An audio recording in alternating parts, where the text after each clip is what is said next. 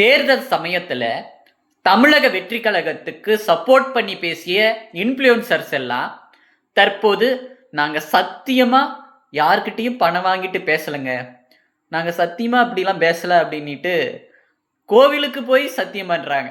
அந்த அளவுக்கு நிலைமை என்பது தற்போது மாறி இருக்குது. இதற்கான காரணம் என்னன்னா டிவிகே தான். அதாவது டிவிகே ஆட்சி பிடித்தா சட்ட ஒழுங்கு அப்படி இருக்கும், தமிழ்நாடே தலையிலா மாறிடும்.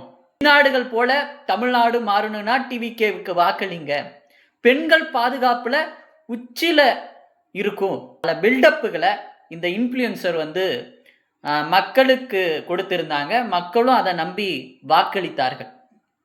இப்படிப்பட்ட நிலையில தமிழக வெற்றி கழகம் எதிர்பாராத விதமா எப்படியோ வெற்றி பெற்றுட்டாங்க.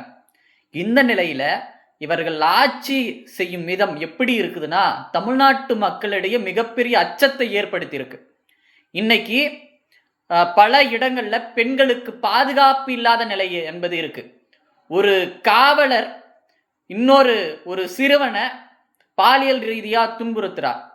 இப்படிப்பட்ட ஒரு நிலை என்பது தற்சமயத்துல அதிகரித்து கொண்டிருப்பது மிகப்பெரிய ஒரு அச்சத்தை மக்களிடையே ஏற்படுத்தியிருக்கு.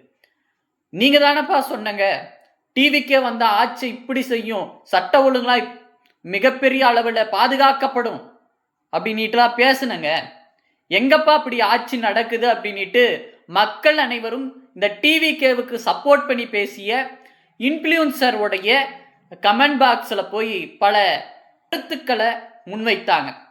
இதை பார்த்த இந்த இன்ஃப்ளூயன்சர்ஸ் சத்தியமா நாங்களாம் பணத்தை வாங்கிட்டு நாங்க பேசவே இல்லை போய் சத்தியம் பண்றாங்க. இப்படிப்பட்ட நிலையில டிவிகே தன்னுடைய ஆட்சியை நடத்தி கொண்டு இருக்குது.